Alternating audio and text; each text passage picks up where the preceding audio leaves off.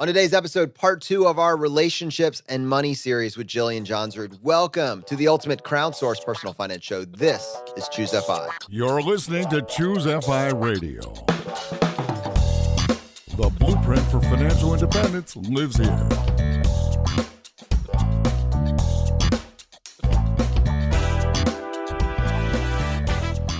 If you're looking to unlock the secrets to financial independence and early retirement, you're in the right place. Stay tuned and join a community of like-minded people who are getting off the hamster wheel and taking control of their lives in the pursuit of financial independence. Choose FI, your home for financial independence online.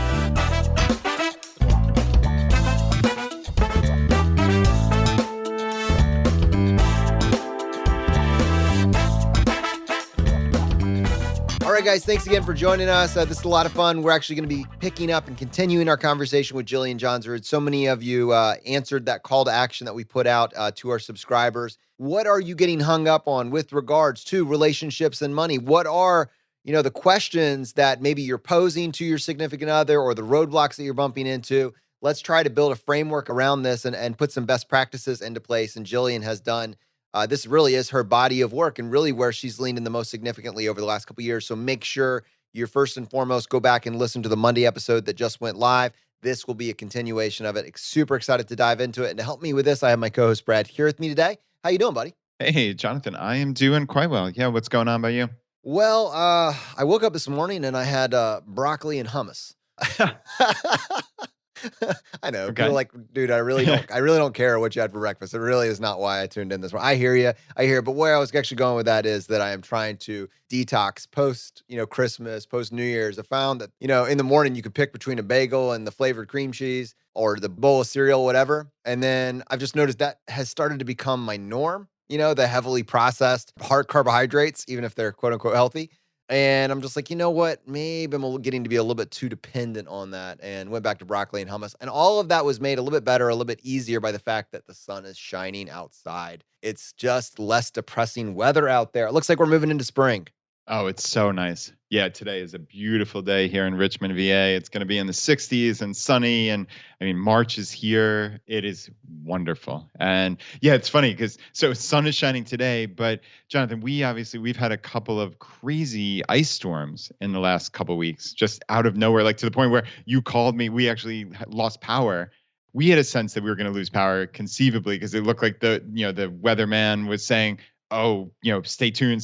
But you called me frantic, like, what is going on? Where'd the power go? Like, you had no idea there was even ice storms, in the offing, basically. And so that was a funny. Well, Andrew Frieden, our local weatherman, who is amazing. He was really, really concerned about and to be fair, Texas got the real deal, right? They got the real deal, but I think that was the same level that Andrew Frieden had for our local area.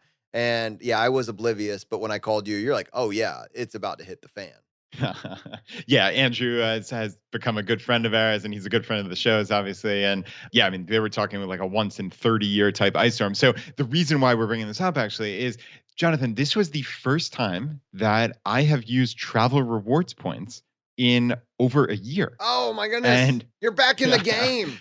Yeah, back in the game. And I have to say, this highlighted the power and the value of having rewards points. So basically, it was in the 20s degree-wise that day, and we had feared that we were going to lose power. It was a Saturday. And 8 a.m., the power blinks off. And 8:30 rolls around, 9 o'clock rolls around, nothing's happening, So we're fearing the worst, fearing it being, 30 degrees in our house. And I'm like, you know what?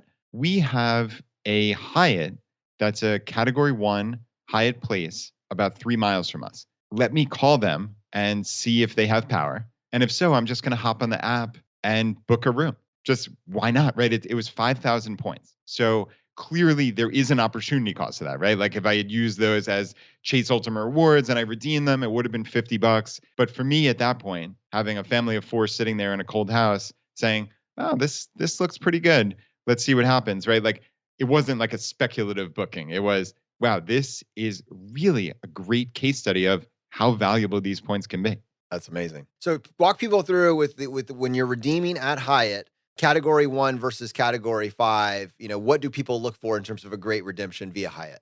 Yeah, so Hyatt is one of our favorite rewards programs just because their award chart is phenomenal. So, whereas if you use rewards points to book at, let's say, a Marriott or a Hilton, if you have those points, those are the most ubiquitous of all hotels, right? There are thousands and thousands of worldwide Marriott and Hiltons. There simply aren't that many Hyatts, but there are many, many hundreds of them in the US. So you're most likely in a normal sized city, you're going to come across a Hyatt. So it's not that few and far between. But the beauty is, unlike with Marriott and Hilton, where you're spending 30, 35, 40,000 plus points for just one night in like a middling type, nothing special Marriott, Hyatt, you can find some amazing deals. So the category 1 Hyatts, which are generally like the Hyatt House or Hyatt Places, and in normal non-COVID times, they have free breakfasts, which are fantastic. So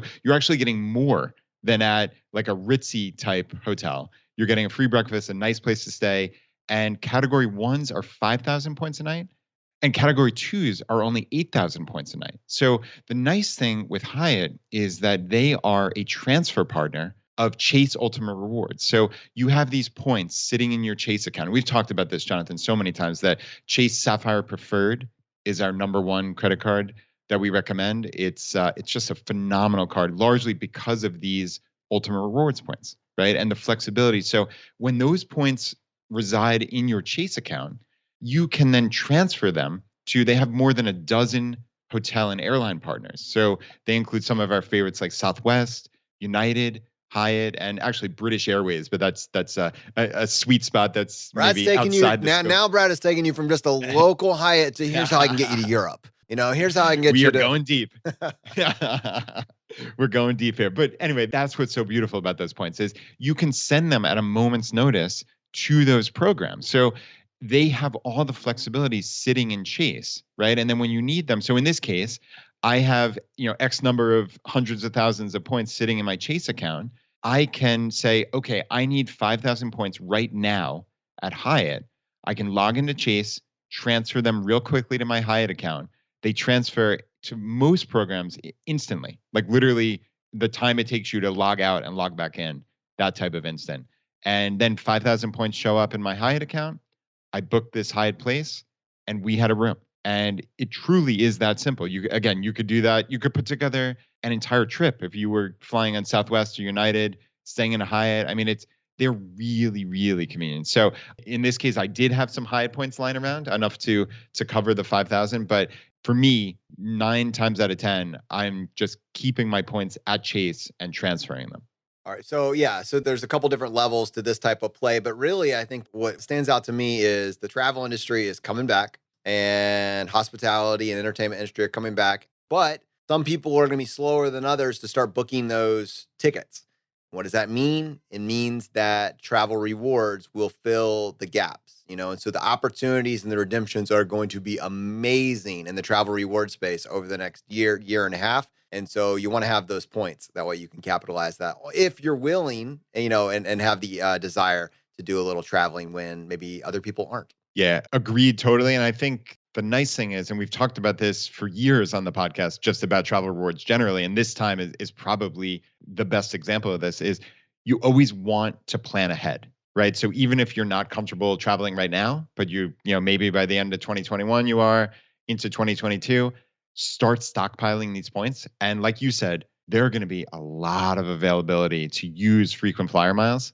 And that is a wonderful thing, right? Like there aren't going to be significant blackout dates. There's not going to be as much competition to book these spots. So if you have the points in hand and you're ready to, with some flexibility, hey, we want to go to Hawaii. Hey, we want to go to Europe, whatever it may be, you're going to have a lot of chances. So yeah, highly recommend getting started. Jonathan, we have a free travel course. I know this hasn't been something we've talked about too often in the last year, unfortunately, but for anybody out there looking to learn more about using rewards points, we think this is a way to save potentially thousands of dollars a year. So you can find that at chooseavi.com/travel. And that card I mentioned is the Chase Sapphire Preferred. And we have a really in-depth review on that at chooseavi.com/CSP. So it's CSP for Chase Sapphire Preferred. Yeah, and I think the reason you come back to that is it's flexibility. It's a wild card. In any game, it's always good to have the wild card. And that unlocks that. So with all these different ideas, Hyatt at a, 1 star, 5 star, whatever, Hawaii, Europe, anywhere, like we can figure that out when we get there. But if you go back to the source of that, this last card that you just mentioned basically gives you unlimited freedom and flexibility when it's time to redeem with all of the different partners that are out there. Okay, let's go ahead and switch gears, and we're going to invite, and Jillian's going to be joining us back on the show today. We're continuing our conversation, relationships and money. And I think I would just say for individuals out there, this is a primer. Like if there is a question between this episode and last episode that wasn't mentioned, please let us know. We want to follow up on this. I will just say that we're planning on doing a bunch of these types of episodes. And the next roundup that we have planned is we're going to do one around building a business, specifically now. Right now, this is being recorded in 2021. And is this the best time to start a business? Is it the worst time to start a business? I mean, I know where I fall on that spectrum, having kind of gone through this, but it would be interesting to see what questions you have and what concerns you have. What does that spark? And if that does interest you or excite you, we're planning on having Alan Donegan join us on the show within the next month or so.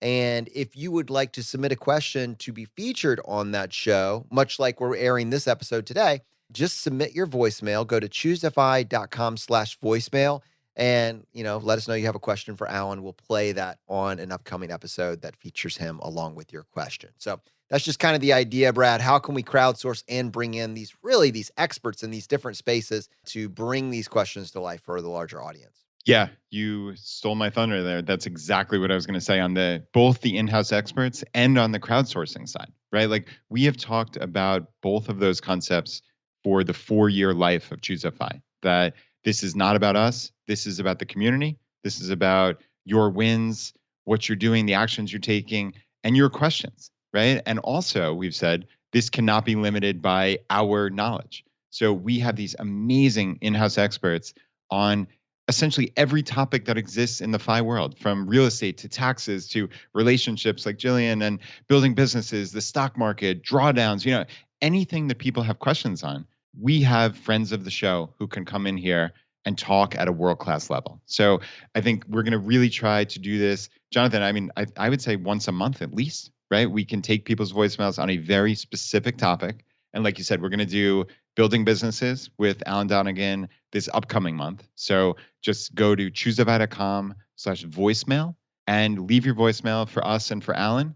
And we're going to do an entire show or potentially shows on that specific topic. And then we'll move on. We'll make an announcement on the show. And again, we want this to be about you and your questions. And Jonathan, we've actually had a pretty cool, successful thing. We've long wanted to do a radio show taking live questions, and that's kind of coming to fruition to a large degree, let's say. We've been piloting it secretly, not so secretly, on stereo, and it's a 10-week experiment just to see, can we recreate a radio show, basically, that is interactive, allows us to interact with you directly. So if you want to jump the line, you have a question for, either of us, both of us, and you want to join us over there, we're going to be on stereo for the next, 8 or 9 weeks. We've done 2 of these. Every Tuesday, it's at 7:30 p.m. Eastern time. We spend about an hour to an hour and a half just taking questions and just interacting with you guys. It's been really fun. And we hope to keep it going. If you want to get the link for that to join us, just go to choosefi.com/live. It will give you all the information to download the app so that you can participate and listen. And then, from your phone, you'll actually be able to submit voicemails directly while we're having the show. There's been some technological hurdles trying to take a podcast and push it onto a phone live, but we keep getting better. And we are now excited that you guys can join us over there and bring your enthusiasm, your energy, and your questions along with you. So I think all of these kind of experiments running in parallel, or us just figuring out, we have this banner, crowdsourcing personal finance. Let's live that out. And that means we need your help. And you're taking us up on that challenge. Okay, with that, let's go ahead and switch gears. We're going to bring Jillian onto the podcast.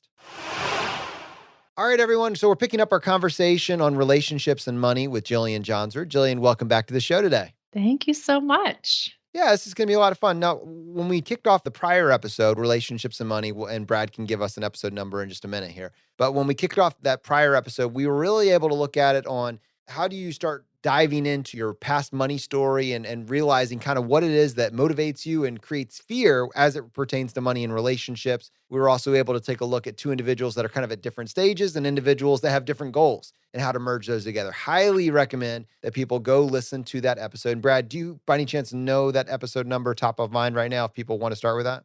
Yeah, Jonathan, that's actually episode 300 that released on March 1st of this month. So yeah, episode 300 with Jillian. All right, perfect. And you can go to your podcast player, just go to choosefi.com/300. Now, today we have a couple more of these questions that our listeners have actually submitted. And we're going to be using them as opportunities to really explore, I think, common themes that all of us inside the community have struggled with. And this one is a little bit about, can you be financially independent if you're still dependent? And we got a great question, which we're teeing up right now from Asia about this very topic. Hi, Jonathan, Brad, and Jillian.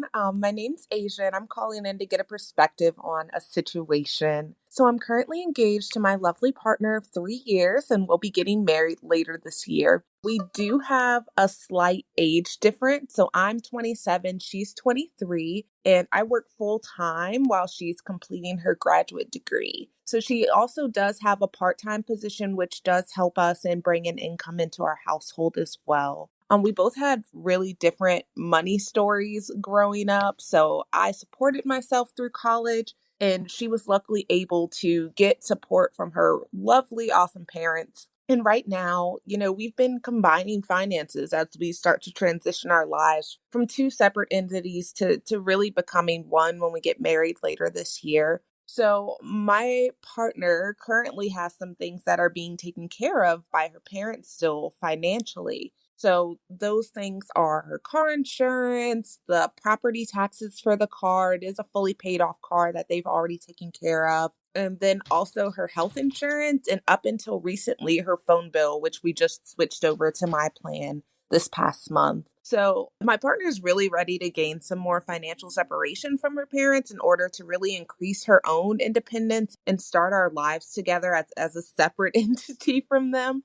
And I really want to support her and make sure that she has that autonomy as an adult. But I still can't help this little voice in the back of my head that says, like, if her parents are really willing to take care of those few things until she finishes grad school in May of 2022, then to really just let them, especially the health insurance part, since her parents pay the same rate for all of the kids, the same premium for all of them on the health insurance. So taking her off and like getting her own insurance or adding her onto my insurance, which would be an extra fee, an extra premium, wouldn't really change their premium at all. So we know you may not be able to give us like a this way or a that way of how to solve this or how to walk through this, but we'd love to maybe hear some pros and cons of this scenario and how you think about moving forward. Thanks, y'all. Appreciate it. Awesome. All right, Jillian, well, let me give you like three things that come up just in terms of, I'm curious what struck you the most and where you want to lean in with this, but how much of this is, just like psychological, what it means to you to have these attachments, how much of this is boundaries, and how much of this is like pure economics? That's kind of like the three different things that stuck out to me that you want to kind of navigate as you piece together the perfect solution to this dilemma. Yeah, I think there are a few elements. One for me was how to start to feel like a financial grown-up, I think is one of the issues. Like, what kind of habits and practices can her fiance take to where she feels like she is a financial grown-up in this relationship? She's an equal partner in this relationship. She's not like just someone's child married to an adult. Sounds like one of the kind of dynamics. And then I would also look at it as, what does it mean to receive from her parents? But also, what does it mean for her parents to give? Because there's two sides of that coin, and I think both should be considered. It's interesting, and Brad, I'll give this to you because I know you probably have some thoughts as well. I don't personally if boundaries are fine, there's no boundary issue, there's no communication issues, there's no this has strings attached issue. I don't personally have fine taking help and providing help. To that point we talked about in a prior conversation, community is everything, and we just don't have that. We don't have that multi-generational wealth building. We have this scarcity mentality. I don't personally have a problem accepting help or giving help one way or the other, but all of that is through the lens of our boundaries in place, are there strings attached that this is keeping me from fully, accessing my adulthood, I guess. But Brad, I know you have an interesting story with regards to, help from your family. And it probably is, it pertains to this a little bit. Yeah, it's funny, Jonathan. That's exactly what I wrote down as the question was coming in about, are there strings attached? That's verbatim what I wrote down. Are there strings attached? I think those are things that, it's impossible to tell from this voicemail. It sounds like it's a positive environment, and it sounds like her parents have to pay $0 extra for the healthcare. So it seems like it could theoretically be a win-win here. And like, I'm not someone who says like, oh, to be a grown-up, I need to do X, right? And I think that's where, as you're alluding to, like where my story comes in, which is after graduation from college, I got a great job at a major international accounting firm, and I still lived at home. And sure, was that like, if I had to prove to somebody else, like, oh, I'm some big adult, like would living in my parents' tiny little spare bedroom, like, would that have fit the bill? Probably not. But the thing is, I wasn't trying to impress anybody. I was trying to save a boatload of money. And thankfully, like my parents didn't charge me rent. That was a decision they made. And I was able to save really 90% of my income, which propelled me. Basically, that was the jumpstart that I needed to get on this path to FI. And, obviously I understand how fortunate I am. I'm not saying this is necessarily replicable for everybody, but I think it's more the mindset of my parents were thrilled to have me there. I was not too proud. I didn't need to be a grown up. I didn't need to prove it to anybody. And I was able to save a lot of money. And that helped my entire life dramatically. I'm not sure I would be where I am today if it wasn't for that. I certainly wouldn't be as far along. So I think that's kind of the mentality. And obviously I know I'm biased in this situation because I lived through that, but that's kind of how I would approach this mentally with Asia here, is like, find out, are there ulterior motives? Are there strings attached? Jonathan, like you said, are there boundary issues that potentially, like, there are families obviously who control people with money. It doesn't sound like that from this situation, but like, that's what you need to ascertain.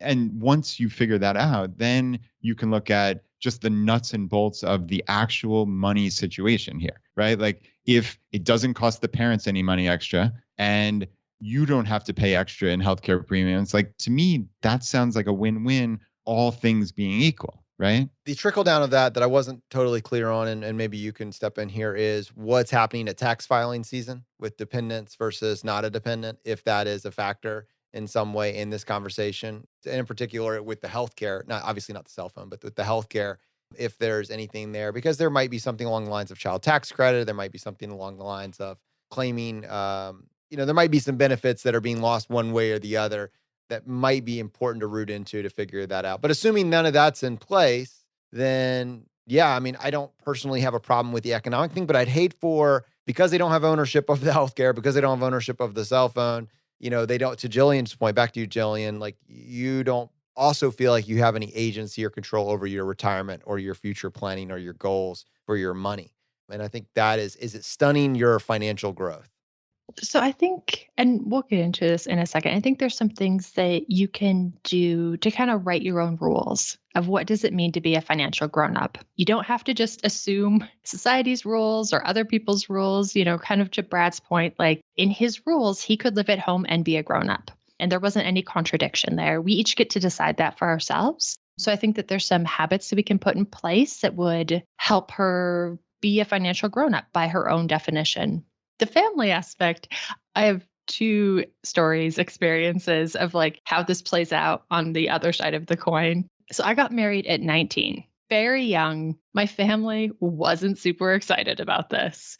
And I had one family member who was paying for my cell phone and said, well, if you get married, you're on your own. If you get married, we're cutting you off. Like, we won't pay for anything. And I said, so paying for my cell phone wasn't to help me get through college. Paying for my cell phone was to prevent me from getting married? Like, this doesn't make sense. Like, what was your intention of paying for my cell phone? Because I'm still going to be going to college. But I was like, fine, whatever. If that's your deal, cool. And I think for parents, on the parent side, a lot of parents want to help their kids go through school. They want their kids to finish school. It's not conditional on, we want our kids to be single. Like if you found someone and you're happy and you want to get married, yes, as long as you finish school. So letting your parents help in that regard it's kind of nice. The other situation when I got married is another family member offered me $10,000 if I would wait a year. And it kind of felt like a bribe. Feels a Kind little of. bit like a bribe right Yeah. now. It's aged like a bribe. It has. And I said, well, that's really sweet, but like my choice isn't for sale. My life isn't for sale. If you want to give me $10,000 next year for us to like have a honeymoon or to do something else, like that's amazing. And I would appreciate that. But like the choice of what day I get married is mine. And it's like not up for auction to the highest bidder. So I'm sorry. No, thank you. And so kind of those boundaries of like, is this gift, like Brad said, is it with strings? Are there other issues? Are there other conditions? But if your family just wants to help you get through school, I think that's a sweet thing. And sometimes giving your parents those wins is a nice thing to do. The other side is how to be a financial grown-up. And kind of like we talked about in the other, in our last episode, I think there's some things that you could do, some little milestones, whether it's, in my course, I have kind of 21 lessons, and it's things like tracking your expenses, figuring out what your gap number is each month, coming up with like a debt repayment plan, coming up with your allocation plan for your gap. If you're doing all of these other things, I think you'll very quickly start to feel like a financial grown-up. And if you're sitting down and having that 1 hour meeting every month, you'll feel like a financial grown-up, because the reality is, despite the fact that your parents are paying for your healthcare, you will be more of a financial grown-up than like 80% of the US population. Yeah. If you can have a grasp of what's going on in your financial life, you understand what your money story and you understand what your goals are and what your current trajectory is and how these variables, when they inevitably do stop at some point, the cell phone goes away, the health insurance goes away, other bills increase. You understand how that affects your financial plan. You are absolutely a financial grown-up. And Brad, the one thing that you said in there that I want to come back to is if we can start this process of realizing what it means to be a financial grown-up sooner, that does manifest in our interactions with other individuals, with our parents. I mean, that's pretty clear when someone's got a good head on their shoulders that they have a plan for their money, that they're acting with intention. So many people are just drifting, and we figure out at 30, this stuff matters, and now we'll try to do better with it. If you're in your early 20s, late 20s, and you start to put this together, it becomes very clear to those around you that you are a financial grown-up. And in light of that, the thing that I want to push back on is that what if someone makes the choice, their strategic choice, in lieu of, all the boundary stuff, being taken care of that Jillian was talking. Jillian, her money story and her parents' money story, there's a lot of boundary issues there. Like it comes through, Yeah. right? Your money story comes through with a lot of boundary issues. I mean, that carries with you into other things. But if those are not there, and we need to be very intellectually honest about whether or not that applies to our situation, if we have that open relationship with our parents where we can do that, I think the idea of Brad's situation, your parents are good with it. They want to help you out in some way. One of the things they have is an extra bedroom. You see a mercenary way in order to use that for a couple of years to massively pile up some cash to achieve your goals. Listen, these Coast Fi numbers that you hear us throw around, they're real. If you can save up $100,000 in your 20s, where everybody else, me, Jonathan graduating at 28 with this great six-figure income and $168,000 of student loan debt, you have no debt. You have $100,000 net worth as you go into 25 to 30. You've broken the game. You could literally just be on a paycheck to paycheck basis for the rest of the time to your 50s or 60s. You're going to be a millionaire either way. So just realizing the implications of what does it mean to be a financial grown-up and taking advantage of these opportunities, but doing so in a very respectful manner. We do not want to take advantage of our relatives, but if our goals are aligned, they want to see us succeed, and we have the opportunity to do this, I have no problem with it. And Brad, I think that in some ways it's great that your story is highlighted because people don't hear enough examples about that. We always hear about how it goes wrong. You can't get the kid out. Yeah. And I think this is kind of part of a larger second generation FI conversation, right? And while it is relationships and money, right? It's not exactly the type of relationship we're talking about here generally, but in the broader relationships, I think there are different ways to conceptualize that second generation FI, right? Like how I look at it is, if I can help my kids, at some point in the not too distant future, my kids are going to be graduated from college and getting that first job. If I can help them And I know that they're responsible kids.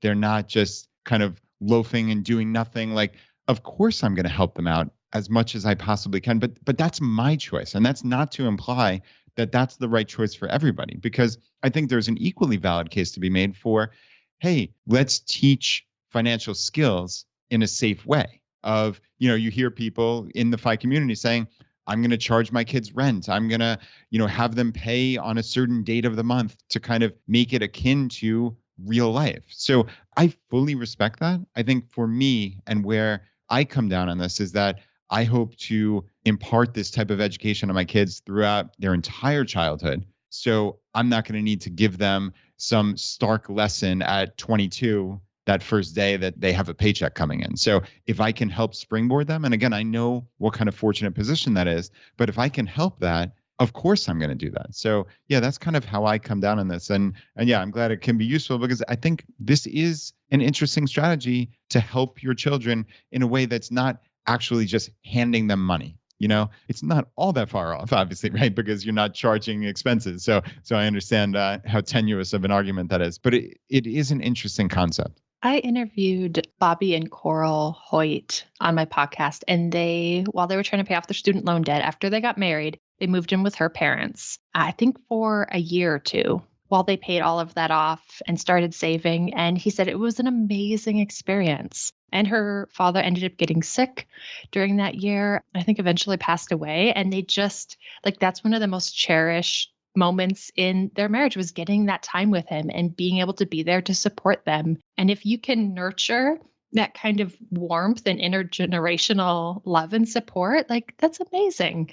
It's definitely my family trajectory going forward is what I'm hoping to create. And as we mentioned, kind of this codependence in some degree on each other, I think it's important to point out that it seems that this is something that America needs to be reminded of, because many other cultures, this is not like an outlier. This is just what you do. And I know that is the case. In fact, we had Tay on. He writes over at financialtortoise.com, and he was on our show, episode 186, talking about multiple generations under one roof. This is the game plan. This is the expectation. This is what you do. It's not the exception. It is the rule. And I think other cultures hear us talking about this as an outlier and say, what? No, I am doing this. This is what I have to do. It is built into kind of my code of conduct, if you will. So I think for some individuals, check that episode out. If you're interested, it's choosefi.com/186. And he's actually going to be coming up on an upcoming Households of FI episode in the very near future here. So you'll be able to hear that episode as well. But I think it's good for all of us just to be reminded that this can be something that can be absolutely positive. And it's all about framing, and it's about communication and understanding. Hey, this is Andrew from the Choose FI team. I hope you're enjoying the show. We're going to get right back to it after these quick messages.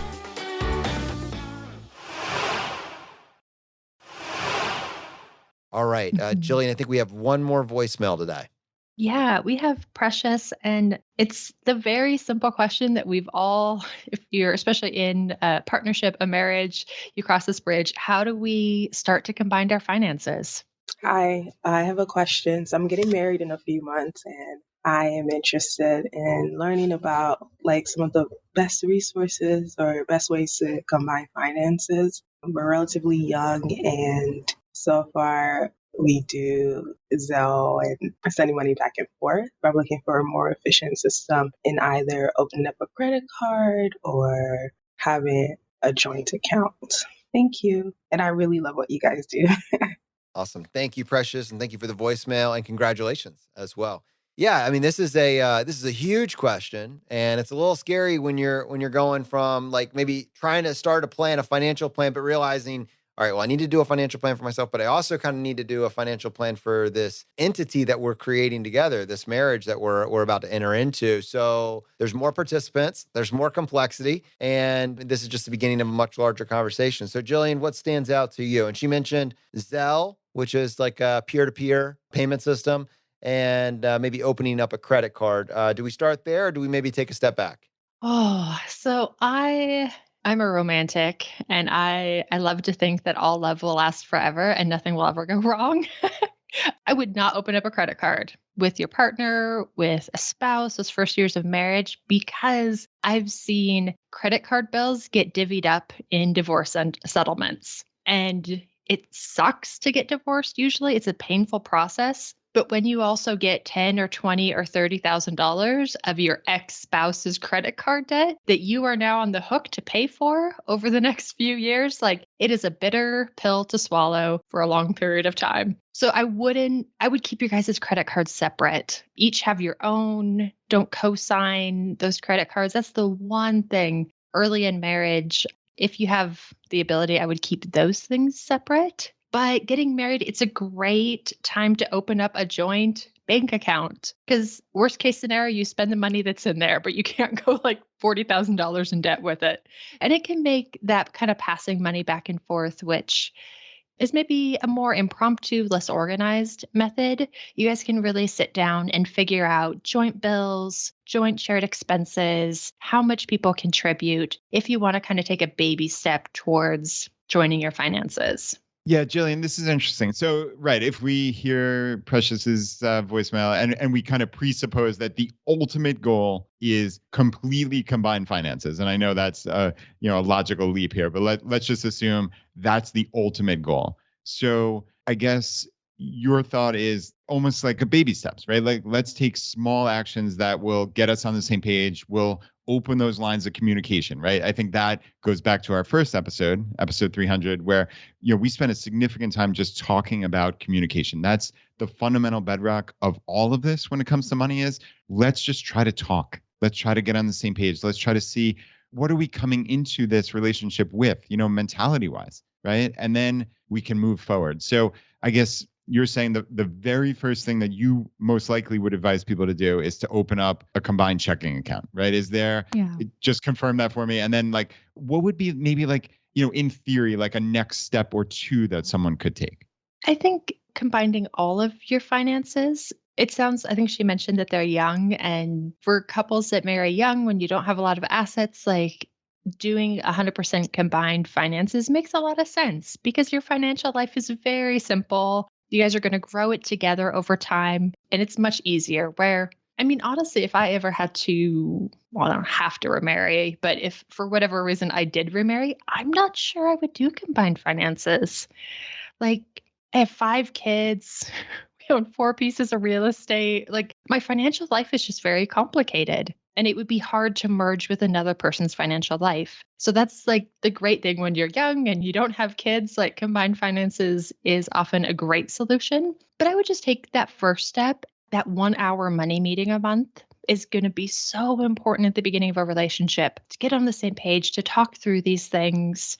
Other than your checking accounts, savings account, emergency fund, those can all be really great combined finances. Our retirement accounts are naturally separate. And I think credit card debt, especially, I don't know, maybe the first 10 years of marriage, it should be separate because I don't know why this always works out, but it always feels like the person who gets the debt in the divorce is always the spouse's debt for something that they were really angry that they bought in the first place.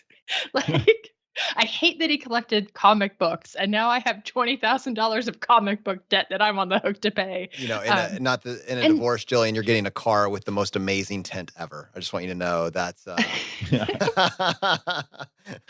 Oh man, that joke didn't land because that was in the last episode. You got to go listen to 300. Got to go listen to episode 300 to get that.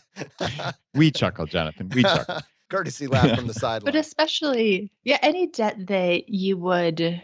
Like that it's kind of your debt, I think it's okay to keep that separate. Like your car debt, you don't necessarily need, if you each have your own cars, it's okay to just have your name on that debt for simplicity's sake versus, a house. I think it's usually a better idea to keep both of your names on that debt because that's an asset that you're growing together. And I've seen that go very poorly in a divorce where one person, all of the real estate was in, the spouse's name because it was just more convenient at the time or it was easier or credit scores. And then when you go to divide that stuff up, it's more complicated and it just adds to that painful untethering process.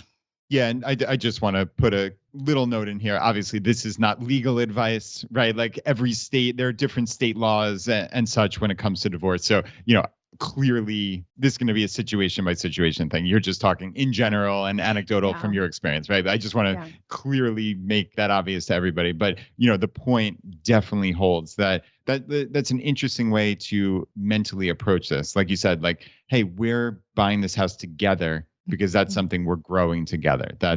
I like that concept. So there's a couple of things that stood out to me there. One is I love how you put the emphasis. Is this a couple that's relatively early on in their financial journey, or it's a second marriage with complicated assets, or a much later marriage with complicated assets? And I think when we talked to Jean Chatzky, and I'm not sure the episode, she really talked about that idea of the budget, the yours, mine, and ours, especially for the latter. And you were describing this, I'm bringing in real estate, I'm bringing in, several children into this marriage. Like there's a lot more here. And to test the waters, you have your account for your current life. I have my accounts for my current life. And then let's start with the test the waters with a joint account where as our comfort level in this new marriage grows and we have a better lay of the land, we can start bringing things over, but we don't feel forced or pressured to do it, at the I do. The other thing I wanted to mention there is specifically maybe this, and it is a little bit of a boundary statement. What if you're getting married to someone, one person has good credit, one person has bad credit, and they say, can you co-sign for me? I can't get a credit card on my own. Can you co-sign for me? This is a really dangerous question. There's a lot of emotional strings attached to a question like this. And to Jillian's point, the longer I sat on it, the more uncomfortable I am with it. I would not co-sign on a credit card at a new marriage. And Brad, but I am curious, and this, both of you can answer this. Is there any difference between co-signing on a credit card versus having a credit card with an authorized user in your mind? Oh, that's interesting. I honestly don't know the distinction. I'm not sure legally what the distinction would be. That's a really good question. We need to get an answer to that. And I'm not sure how it affects your credit score. Like, I don't know if there's much benefit for the authorized user on boosting your credit score either. I'm not sure. Yeah, people anecdotally say there's benefit to adding an authorized user, but yeah, I've never confirmed that personally. But people do say that's a good way. Just like if you're thinking about getting your kids to have establish a credit score, again, anecdotally, people talk about, oh, I added my child as an authorized user at 12, right? But again, that you're hoping that this is a situation where the person who's telling you that, like, that they're treating their credit score properly, that they're paying on time and in full every month, right? Like, or otherwise, like that wonderful gift to your child could be a real nightmare. So yeah, that's something I don't have any firsthand experience of. Here is kind of why I was bringing it up as potentially a softer no if you needed to do that. You trust them, but you recognize best practices, like the cosigner thing makes you very nervous. In a cosign situation, my understanding is once you sign off on it and they go get the credit, you're on the hook for any decisions they make, and you have no visibility until it all crashes into the wall. Whereas with an authorized user, it's in your ecosystem. Any purchases they make go onto your card. The cards are all linked to one account. And that's why it's a much safer. If you revoke the authorized usership, yes, you definitely did pay for anything they purchased, but it's inside of your ecosystem, not off in a silo where they're able to make purchases that are against your interest and they're hiding it from you, financial infidelity, but you're legally on the hook for it. That's the danger zone that Jillian's talking about. You find out in the divorce that you're paying for the ridiculous levels of debt. The authorized user, yes, there might be financial bad behavior, but it's happening in front of your eyes and in your account. So it might soften the no. If the real goal here, and you feel like this is a marital, if the real goal here is we want to be able to commingle finances, be able to share transactions, be able to have a tool that we can use, look into potentially as a counteroffer, if this is the thing, why don't we look into an authorized user scenario as opposed to me co-signing? And I would not co-sign for anybody. Go get it on your own, figure it out on your own, but I'm not going to have the blindness around, because again, my social security number, my credit score is attached to something that I have no visibility on. That's not fair to me, So I think there's some way of communicating and then having a softer alternative that may, if the real target was financial tools that we can use as we start building our life, that could potentially make more sense. But I do think there's a larger conversation. This goes back to the workbook. I mean, that's one maybe point of contention. A new marriage, how do we make purchases? How do we plan for that? The question behind that is, what are our goals? And what is our life cost? What is our income? What are our expenses? Do we have a gap? What do we want to do with the gap? And the way that you engage in that, I think, is through some guided conversation. The one thing I might do, depending on the relationship, is if I had a strong credit limit set on it, like it was like a $500 or $1,000 limit that I could, because the place it unravels is when it's like 10 or 20 or $30,000 of debt. But if it's $1,000, like, okay, I can swallow that pill and move on. And it's not something I'm going to spend a few years bitterly paying off. Maybe, but the question is, can, when they use that effectively, can they get it up? Because you're often rewarded with great payments, but hey, we want to increase your credit. Would you like for us to increase it to 5? And do they still need the cosigner to sign off on the increase in credit limit? Maybe, maybe not. Do you really want to, risk that? And this again goes to the question of like, this is not about being controlling. It is about personal liability. It's about, I don't want to control your finances. I don't want to micromanage what you're doing, but I can't sign off on something where I have no visibility into it because I am on the hook for it. So maybe there's a way that we could, do this in another capacity, or, let's just do a joint checking account and we'll both get debit cards for the account. It's effectively the same idea. Would you prefer the authorized user, or would you prefer the joint checking option?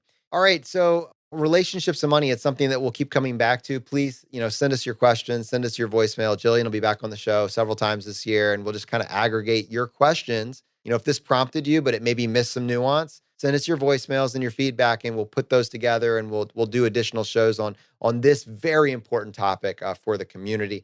We were referencing a workbook and a digital course, which Jillian has been putting together for the last year. And if you're interested in accessing that or checking that out further, you can go to JillianJahnsrud.com/ONE, JillianJahnsrud.com/1.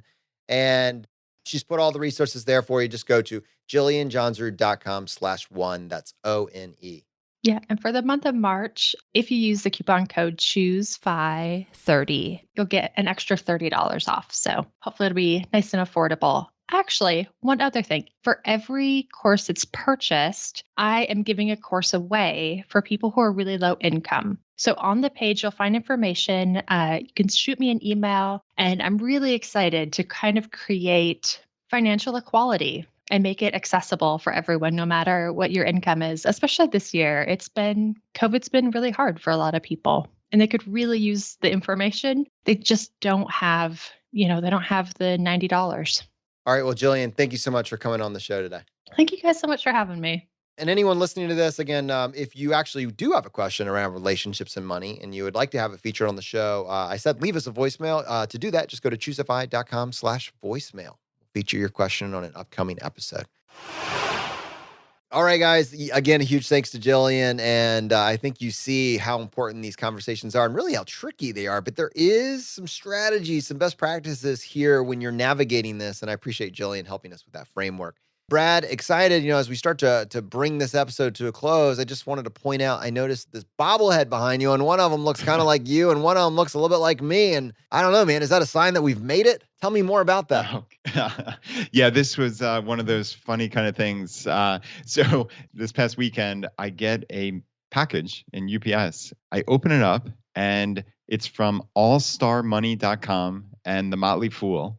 And it was a bobblehead of me and you, which is absolutely hilarious. Evidently, they put us, I have to say, I'm really just incredibly honored. They put us in kind of like a hall of fame that they called the originals. So it's allstarmoney.com/originals. And what's cool is this is Jay Money. So Jay Money, who we know and love from the website Budgets Are Sexy originally. And he had a website called Rockstar Finance a number of years ago that he basically highlighted like the 3 best articles from the personal finance world. And he's actually now recreating this with our friends at the Motley Fool, which is awesome. So now it's even more FIRE related. So it looks like Jay Money is moving even more into the FI world. So it's just a neat thing. You can sign up for a once a day email from him. And it's just kind of, he went through and curated the best articles of that day. So really, really neat. We love the Motley Fool. We love Jay Money. So yeah, it was pretty hilarious to get a bobblehead of well, let's get that bobblehead a little bit closer. Can you grab it off your shelf and bring it up here? It won't mean anything to someone listening to the show, but now just poke the head. Just tap it. Tap it on the side. Look at that. Look. Man, it looks just like us. It's eerie. Okay. That's funny. No, huge Terrible for podcast audio, but you can see it on our YouTube channel. Yeah, let's just add to that. I miss Rockstar Finance. When he ended up leaving that project, I think it ended up being sold off, and then it just wasn't like it didn't. It's not there anymore. And it was a really cool thing what they were doing for the community. So to see Motley Fool see what that was and why it was valuable for the community to have that curation out there, and then to help J Money bring it back to life, really. Is it's going to be pretty cool to see, and I'm glad they're tackling this project together. So yeah, check it out. We'll have a link in the show notes for this episode. But if you want to check it out, just go to allstarmoney.com, and I'm sure they have some pretty epic things planned for it. All right, my friends, the fire is spreading. We'll see you next time as we continue to go down the road less traveled. If this episode was helpful to you, don't forget to subscribe. If you want to help spread the word, please give us a 5-star review and tell your friends about us. We can be found on Apple, Google Podcasts, Spotify, and anywhere you listen to podcasts. While you're there, don't forget to check out our other shows like Everyday Courage with Jillian Johnsrud and Rebel Entrepreneur with Alan Downigan. If you would like a free bite-sized course to jumpstart your financial independence, check out Choosify.com/challenge. Choosify is produced by Andrew Mendonza and Zachary Tan and is a production of Choosify Media Incorporated. Choosify.com is managed by Annie Sheely with William McVeigh, MK Williams, Melissa Lagerquist, Liz Kessler, Stephen Hettig, Kelly Black, and Jennifer Ma. And Ed T is our CEO. Thanks for listening.